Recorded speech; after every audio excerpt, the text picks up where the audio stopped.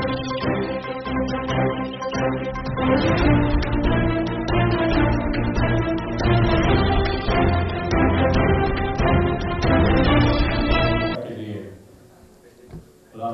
सरकार के पूर्व मंत्री एवं वर्तमान में विधायक अनिता बदेल जी आपको संबोधित करेंगी।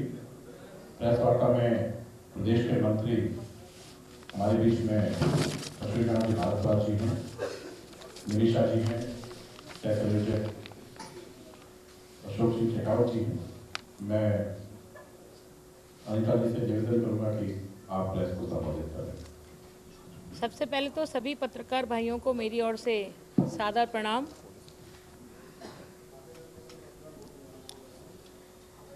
राजस्थान की इस अशोक गहलोत के नेतृत्व में चलने वाली कांग्रेस सरकार,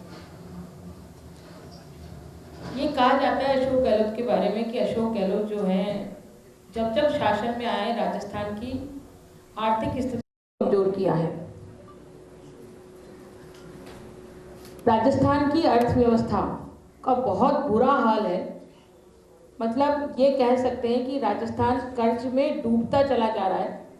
आरबीआई ने कई बार आगाह किया राजस्थान की गवर्नमेंट को, पर राजस्थान की सरकार सुधरने वाली नहीं है। इस राजस्थान की कांग्रेस सरकार ने जहां 2019 में प्रति व्यक्ति कर्ज 38,000 रुपये था, वो अब कर्ज जाकर के जो है 70,000 के आसपास हो गया, जस्ट डबल। और 2023 के अंत तक जाते जाते ये कर्जा 86,000 रुपये प्रति व्यक्ति होगा। 7 लाख करोड़ के आसपास राजस्थान की जनता पर कर्ज होगा। बार बार कहने के बावजूद, चूंकि अस्थिरता है राजस्थान में और अस्थिरता के कारण से जितने निवेशक आने चाहिए थे वो निवेशक राजस्थान में नहीं आ रहे। एक पैरेलल इकोनॉमी चलने का काम चल रहा है, जिसको ये कह सकते हैं कि पैरेलल इकोनॉमी के कारण से राजस्थान में विकास पूरी तरह से ठप हो गया, क्योंकि ये सरकार अर्थ को ठीक ढंग से मैनेज नहीं कर पा रही है। अर्थ को ठीक ढंग से मैनेज नहीं कर पाने के कारण से ही ये कह सकते हैं कि जितनी योजनाएं हैं वो सारी योजनाएं बंद कर दी। ये हाल तब है राजस्थान का जब सरकार ने बहुत सारी वेलफेयर की योजनाएं बंद कर दी, वेलफेयर की योजनाएं बंद कर दी। देखिए आप कि इस सरकार ने किसानों को 3 वर्ष तक देने वाली जो सब्सिडी थी बिजली की वो बंद कर दी। ये हाल तब है इस सरकार का जब राजस्थान में पेट्रोल और डीजल के दाम सबसे अधिक है। ये हाल तब है इस राजस्थान प्रदेश का जब भाजपा की सरकार में जितने स्टेट हाईवेज थे उन सब स्टेट हाईवेज पर जो टोल लगता था उसको समाप्त कर दिया था। इस सरकार ने वापस लगा दिया। इस सरकार ने मंडी टैक्स जो भाजपा की सरकार में खत्म हो गया था, इस सरकार ने वापस मंडी टैक्स लगाया। सबसे अधिक मंडी टैक्स यदि कहीं है तो राजस्थान में है। सबसे महंगी बिजली यदि कहीं है तो राजस्थान में है। सबसे ज्यादा पेट्रोल डीजल के दाम कहीं है तो राजस्थान में। फिर भी ये सरकार कर्ज पर कर्ज लिए जा रही है। ट्रेजरी इन्होंने खत्म किया, लेकिन इतने बुरे हाल हो गए ट्रेजरी को खत्म करने के बाद। नई सिस्टम इन्होंने लागू किया, लेकिन 6 महीने में ही विभागों का बजट खत्म हो गया। सरकार ने ये कहा कि हम इन्वेस्टमेंट समिट करेंगे और 10 लाख करोड़ रुपए का इन्वेस्टमेंट राजस्थान में लाएंगे, जिसमें 9 लाख लोगों को, युवाओं को नौकरी मिलेगी। आप देखिए 10,000 करोड़ रुपए के 122 MOU तो इंप्लीमेंट होने से पहले ही रद्द हो गए, निवेशकों ने रद्द कर दिए।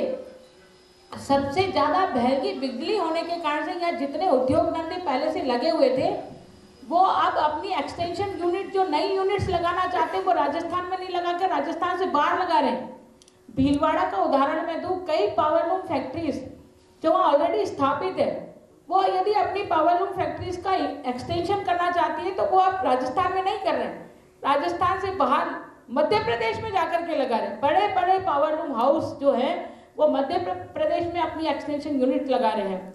बहुत सारे अशोक गहलोत जी ने 2021-22 में और 22-23 में ये घोषणा किया था कि हम हर उपखंड मुख्यालय पर, हर तहसील मुख्यालय पर औद्योगिक क्षेत्र विकसित करेंगे।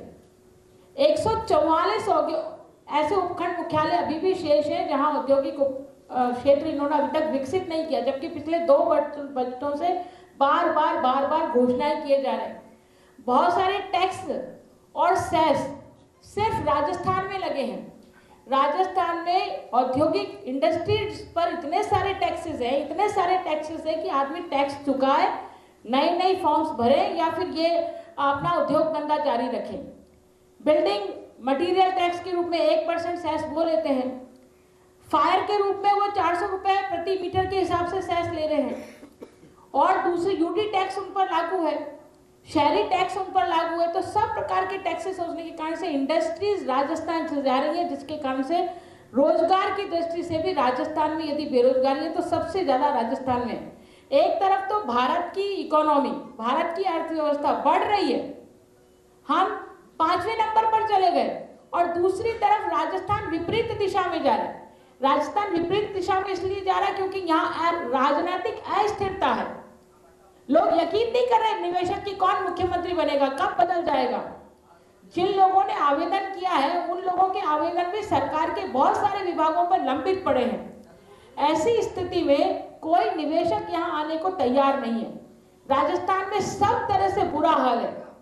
भारतीय जनता पार्टी की जन आक्रोश यात्रा जब निकलती है शहरों में, गांवों में, तो लोग उमड़ रहे हैं। और निश्चित रूप से मैं आपको बताना चाहती हूँ कि लोगों में इतना गुस्सा है, भ्रष्टाचार के सारे रिकॉर्ड इस सरकार ने तोड़ दिया है। जो पैरेलल इकोनॉमी है, अशोक गहलोत अपने एमएलएस को खुश करने के लिए, दूसरे पार्टीज के एमएलएस को खुश करने के लिए, जो रेवेन्यू आना चाहिए था गवर्नमेंट में, एक घटना मैं आपको बताती हूँ। मेरे को नाम एकदम से, पीपलखुट की घटना है। पीपलखुट जगह है, वहां पर 1000 करोड़ रुपए की लाइम स्टोन की जो माइंस थी उसको मार्बल की माइंस बना करके सिर्फ 5 करोड़ में ऑक्शन किया। यदि ये रेवेन्यू आता तो मुझे लगता है कि सरकार इस रेवेन्यू से विकास के काम करा सकती थी, लेकिन नहीं। इस भ्रष्टाचार के कारण से राजस्थान प्रदेश पीछे चलता जा रहा है। सरकार ने सिर्फ योजनाओं के नाम बदले हैं। मुख्यमंत्री चिरंजीवी योजना, इस योजना में आप देखिए बड़े बड़े हॉस्पिटल्स शामिल होने के लिए इनकार कर रहे हैं, वो शामिल नहीं हो रहे हैं। जिन हॉस्पिटल्स में पैकेज मिल गया, जिन्होंने शामिल हो गया, उनको पैसा नहीं मिल रहा है, इसलिए वो भी इससे दूर जा रहे हैं। हॉस्पिटल्स में दवाइयां नहीं है। ऐसी स्थिति में कोविड में जब केंद्र सरकार ने आपको मदद किया, कोविड में सारी चीजें आपको केंद्र सरकार ने दिया है। बिजली सबसे ज्यादा यदि कर्ज कंपनियों पर है, बिजली की कंपनियों पर, तो 1 लाख करोड़ रुपया राजस्थान की बिजली कंपनियों पर कर्ज है। जबकि भारतीय जनता पार्टी की सरकार में वसुंधरा जी ने उड़ान योजना के तहत ये 60,000 करोड़ रुपए इस बिजली की कंपनियों पर जो कर्जा था उसको बराबर कर दिया था, उसको माफ कर दिया था। एक तरह से कर्जा राज्य सरकार के ऊपर ले लिया था। जबकि पूरे हिंदुस्तान में जितनी बिजली की कंपनियां, उन सब बिजली की कंपनियों पर जो कर्ज है वो लगभग 4,60,000 रुपए करोड़ है। लेकिन यदि 4,60,000 में से राजस्थान की बिजली की कंपनियों का कर्ज अभी इन 3-4 सालों का ही काउंट करें तो लगभग 1 लाख करोड़ रुपया है। तो इससे प्रतिशत आप निकाल सकते हैं कि कितना प्रतिशत राजस्थान में है। बिजली महंगी खरीदने का काम इस सरकार ने किया। कृत्रिम बिजली संकट पैदा करके कमीशन खाने के लिए इस सरकार ने 18 रुपए प्रति यूनिट बिजली खरीदी, जबकि वो जो कंपनियों से एमओयू किया हुआ था खरीद का, यदि उन कंपनियों से खरीदते तो 2.5 रुपए प्रति यूनिट मिलता। लेकिन कृत्रिम बिजली संकट पैदा करके 18 रुपए प्रति यूनिट के भाव से बिजली खरीदी। और जितना करप्शन बिजली कुसुम योजना के नाम में इस स्टेट गवर्नमेंट ने किया है, किसानों से पैसे ले लिए लेकिन उनको दिया नहीं। आप ये देखिए, सोलर हब बनाने की हम बात करते हैं, सोलर एनर्जी, ग्रीन एनर्जी की बात करते हैं। भारत नेतृत्व कर रहा वर्ल्ड में कि हम एनवायरनमेंट को कैसे सुधार सकते हैं, इसलिए हम ग्रीन एनर्जी की बात करते हैं। लेकिन राजस्थान में जितने भी औद्योगिक घराने हैं, उन्होंने अपनी इंडस्ट्रीज पर जितने भी पैनल्स बनाए, गवर्नमेंट उसको लेने को तैयार नहीं बिजली। ऐसी स्थिति में हतोत्साह राजस्थान पर इस स्कीम का हो रहा है। तो मैं तो यही कहूंगी कि राजस्थान की माली हालत करने का सारा जो श्रेय है वो कांग्रेस का है। कांग्रेस ने सिर्फ और सिर्फ भ्रष्टाचार किया, ट्रांसपेरेंसी के नाम से जीरो है। कोई इस सरकार में आज खुश नहीं है। कोई, हर व्यक्ति, हर तबका, हर वर्ग का व्यक्ति परेशान है, चाहे वो मजदूर हो, चाहे वो महिलाएं हो, चाहे वो किसान हो, चाहे युवा हो। एक तरह से राजस्थान प्रदेश का मतदाता अपने आप को ठगा महसूस कर रहा है। इसलिए इस कांग्रेस सरकार को जल्द से जल्द उखाड़ फेंकने के लिए जो यात्रा भारतीय जनता पार्टी की ओर से चलाई जा रही है, उसमें जनता का जितना जन समर्थन मिल रहा है उसकी आप कल्पना नहीं कर सकते। इतना ही कह करके मैं अपनी बात को पूरा करूंगी। आपने मेरी बात को ध्यान से सुना, आपको धन्यवाद। चर्चा में बहुत भीड़ उमड़ रही है और जो विजुअल आ रहे हैं, फोटो आ रही है, उसमें तो 10, 20, 50 लोग होते हैं, चाहे आपके प्रदेश प्रभारी हो या प्रदेश अध्यक्ष हो, उनकी यात्राओं में गिने चुने लोग होते हैं। ये क्या है, विरोधाभास नहीं चाहिए? देखिए, विजुअल्स कहाँ के आ रहे हैं, कब के आ रहे हैं, किस समय के आ रहे हैं? समय दिया 9 बजे का और 9:05 का ही कोई विजुअल आ जाए तो लोग इकट्ठा होने में टाइम लगता है। लाखों की संख्या में, हजारों की संख्या में भी है। हमारे अजमेर की मैं बात बताऊं तो मैं जितने भी कार्यक्रमों में गई हूँ, 2-2.5 हजार से कम लोग हैं ही नहीं। हमने स्टार्ट किया था 4 तारीख से और 4 तारीख के स्टार्टिंग का विजुअल में बताऊं आपको, कम से कम 2000 लोग उसमें थे।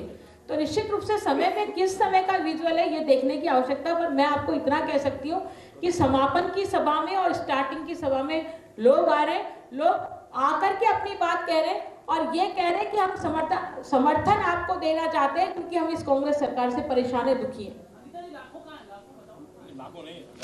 मैंने 2-2.5 हजार की बोला ना, 200 में मिला करके तो पूरी 200 विधानसभा में मिलाओगे तो कितने लोग होंगे बताइए आप? पूरी 200 विधानसभाओं को, क्योंकि 200 विधानसभाओं में जारी है ना जन आक्रोश यात्रा, तो यदि 2-2 हजार लोगों यदि एक सभा स्थल पर होंगे तो कितने लोग इकट्ठा होते हैं? मैम, एक सवाल मेरा है, बताइए। राजस्थान रेप का प्रदेश, रेप का है, महिलाओं पर इतना अत्याचार हो रहा है राजस्थान में। आपने अभी महिलाओं पे इतना अत्याचार हुआ, रेप के केसेस आए दिन हो रही है, ऐसे कितने धर्मविधेयक थे जो आपने किए महिलाओं के पीछे, और कितनी महिलाओं पे इंसाफ हुआ? देखिए, जितना अजमेर में जो घटनाएं हुई है ना, उन सब, क्योंकि प्रदेश जयपुर में भी हुई है और बहुत, जयपुर में हमने बहुत बड़ा आंदोलन किया था, आपको ध्यान होगा तो गांधी सर्किल पर हमने किया था। उसके पहले हमने हम राष्ट्रीय महिला आयोग की अध्यक्ष आई थी, उस समय किया था। मैं स्वयं दिल्ली जब राष्ट्रीय महिला आयोग को ज्ञापन हम देने गए थे, तब मैं स्वयं उनके साथ गई थी और वो सारा वृतांत तुमको बताया था। तब वो राजस्थान आई और राजस्थान आने के बाद में उन्होंने सरकार को घेरा कि भाई आपने ये जो जांच है, आप ये अलवर वाला जो कांड हुआ था, उस अलवर वाले कांड में मैं स्वयं थी। तो कई इस प्रकार की घटनाओं में मैं स्वयं खड़ी थी और हमारे महिला मोर्चा द्वारा जितने आंदोलन किए गए उन सबको सफलता मिली, क्योंकि उन्होंने बहुत माइन्यूटली उस चीज को देखा और उसका समाधान करने की कोशिश किया। नियम बनाने चाहिए ताकि जो रेप केसेस हो रहे हैं उनका लगाम लगाई जा सके और महिलाओं को इंसाफ मिल सके। देखिए, कड़ा नियम ऑलरेडी बना हुआ है। रेपिस्ट को फांसी का सजा का प्रावधान है, लेकिन इच्छा शक्ति पर डिपेंड करता है। ये सरकार की इच्छा शक्ति नहीं है कि अपराधियों को सलाखों के पीछे डाला जाए, उनको सजा मिले। पुलिस की लापरवाही, यदि आप किसी केस की स्टडी करते समय, किसी को केस को बनाते समय यदि आप कुछ चीजें छोड़ देते हैं तो वो केस कमजोर हो जाता है और उसके कारण से अपराधी को सजा नहीं मिलती। तो ये प्रशासन, अशोक गहलोत स्वयं अपनी पकड़ ढीली होने के कारण से प्रशासन पर नहीं कर पा रहे हैं कि वो ऐसे अपराधियों को सजा दिला पाए जिसके कारण से रेपिस्ट की घटनाएं कम हो और लोगों को लगे कि नहीं, सजा मिल सकती है। इसी कारण से ये घटनाएं बढ़ रही हैं, क्योंकि सरकार का कानून व्यवस्था के नाम पर जीरो है। सरकार कानून व्यवस्था के नाम पर कहीं पर भी कोई सुरक्षा देने का काम कर रही है ना पुलिस। मैं आपको मैडम बताना चाहूंगी कि पुलिस जिस तरह से पोस्टिंग पाती है, वो पोस्टिंग बिना करप्शन के नहीं होता पुलिस को। इसलिए पुलिस काम नहीं कर रही है, क्योंकि उनको लगता है हम तो पैसे देकर के आए, हमको कोई हटाने वाला नहीं है, काम करें तो ठीक है, नहीं करें तो ठीक है। तो जहां इस कदर भ्रष्टाचार का तांडव होगा वहां पुलिस क्या काम करेगी? सचिन पायलट और गहलोत वापस हिमाचल के शपथ ग्रहण में एक साथ एक ट्रेन में दिखाई, तो जयराम कांग्रेस के नेता हैं, सब एकजुट हैं, एक साथ हैं। इन तस्वीरों पर आपका क्या कहना है? देखिए, कांग्रेस की बात है, ये तो कांग्रेस वाले बहुत अच्छे से जाने, पर जो जग जाहिर है, वो तो हम सब जानते हैं। कितने सेकंड्स के लिए साथ होते हैं, दिखाने के लिए साथ होते हैं। चुनाव में गले मिलेंगे, यात्रा में एक साथ डांस किया, दूसरे दिन अशोक गहलोत जी का स्टेटमेंट आ गया। तो हम कह सकते हैं कि दिखाने के दांत कुछ और है और खाने के दांत कुछ और है। तो यही कहेंगे, ये रिश्ता क्या कहला रहा है, अभी ये रिश्ता क्या कहलाता है वो हम सब बहुत अच्छे से जानते हैं।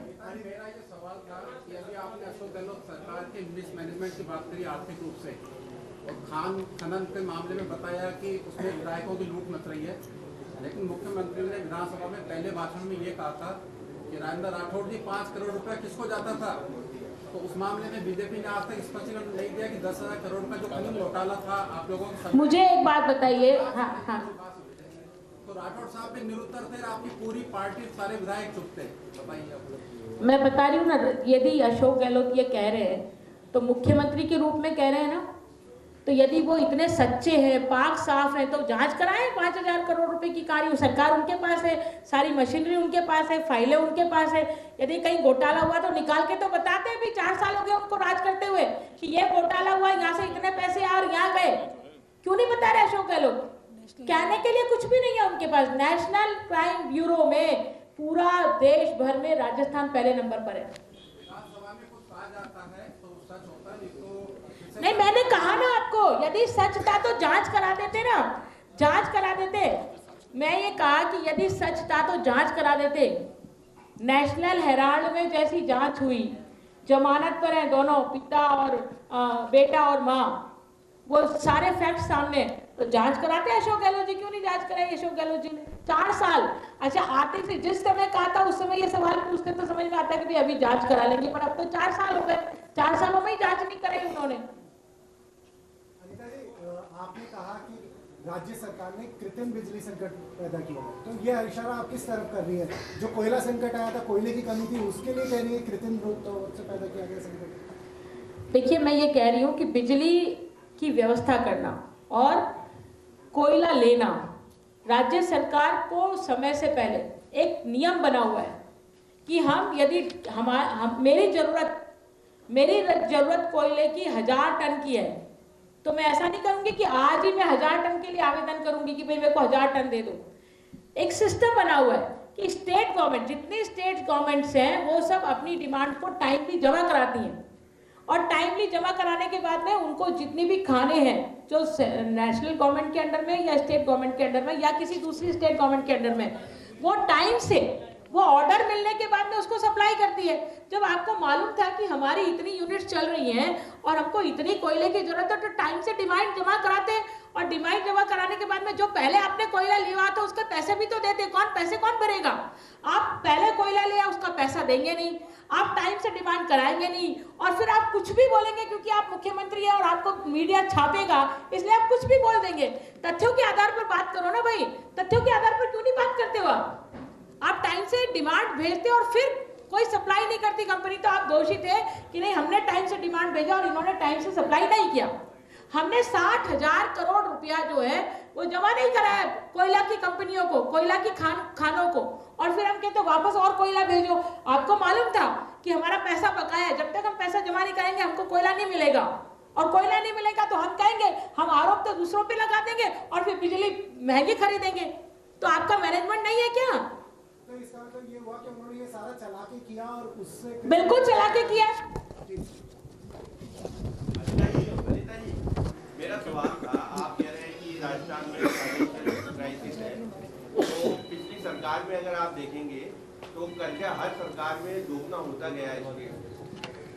एक सेकंड, हाँ आप बोलिए, वैसे बोलिए। मेरा सवाल ये था नेताजी, आप फाइनेंशियल क्राइसिस की बात कर रहे हैं राजस्थान में, अगर आप पिछले आंकड़े देखेंगे तो हर सरकार में जो राजस्थान का कर्जा है प्रति व्यक्ति वो दोगुना होता है। हाँ बिल्कुल, आपने ये बहुत अच्छा प्रश्न किया, थैंक यू भैया, है ना। मैं आपको स्पष्ट करती हूँ क्योंकि वो मैं रीडिंग नहीं कर सकती लिखे हुए की, मैं मन से बोल सकती हूँ, तो मैं अब एग्जैक्ट आपको बताती हूँ। आज़ादी से लेकर मार्च 2019 तक प्रदेश में कुल कर्जे का भार, एग्जैक्ट फिगर बता रही हूँ मैं, 3,03,669 रुपए था। आज़ादी से लेकर 2019 मार्च 2019 तक कांग्रेस सरकार ने केवल और केवल वर्तमान कार्यकाल में कितना लिया है? 76,578 रुपए। आज़ादी से लेकर मार्च 2019 तक 3,03,669 रुपए और करोड़ रुपए, और सिर्फ ये 2 सालों में 2,76,778 करोड़ रुपए। अब आप आइडिया लगा लीजिए कि किसने कर्ज लेकर के घी पीने का काम किया है। मैंने आपको आपका सवाल का ही जवाब है मेरा ये कि डबल, मतलब एक 4 साल के टेन्योर में 50 साल में जितना कर्जा लिया गया 70 सालों में, उतना कर्जा 4 साल के टेन्योर में लिया गया। चलो ठीक है, आपने कर्जा लिया, इस कर्जे से किया क्या आपने? का कुछ भी धरातल पर दिखाई नहीं दे रहा है। बिजली महंगी है, पेट्रोल डीजल महंगा है, सारी विकास की योजनाएं ठप है, मंडी टैक्स आपका सबसे ज्यादा है, आपके यहाँ पर रोड टैक्स आपने लगा दिया जो बीजेपी की गवर्नमेंट में नहीं था। आपकी देखिए आंगनबाड़ी केंद्रों पर दूध की योजना थी वसुंधरा जी के टाइम में, वो आपने दूध की योजना बंद कर दी। स्कूलों में बच्चों को दूध पिलाए जाने की योजना थी, आपने स्कूलों की बच्ची को दूध पिलाने की योजना बंद कर दी। 2 सालों से गार्गी पुरस्कार आपने कोविड के समय दिया नहीं, है ना। और फिर आपने डेवलपमेंट के नाम से कुछ नहीं किया, कुछ भी डेवलपमेंट के नाम से नहीं किया कि ये डेवलपमेंट के नाम से आप कर रहे हैं जिसमें आप पूंजीगत व्यय कर रहे हैं, आपने एसेट्स खड़ा किया है। आपने मुख्यमंत्री चिरंजीवी योजना में अस्पतालों के पास पैसा ही नहीं जा रहा, इसलिए वो धीरे धीरे छटक रहे उस योजना से। आपने अन्नपूर्णा योजना को बंद कर दिया, उसके स्थान पर आप इंदिरा गांधी योजना लेके आए। पर अन्नपूर्णा योजना की वैन कितनी थी, कितनी जगह वो खड़ी होती थी। आप जयपुर शहर में यदि रहते हैं तो हर बाजार मार्केट में अन्नपूर्णा योजना थी। अभी कहीं इंदिरा योजना, इंदिरा की रसोई कोई इक्का दुक्का नजर आ जाए तो आ जाए, नहीं तो नजर नहीं आती। तो ये यदि गिनाने लगे तो बहुत सारी चीजें हैं। आप कर्जा ले रहे हो, लेकिन कर्जे का कर क्या रहे हो वो तो बताइए आप।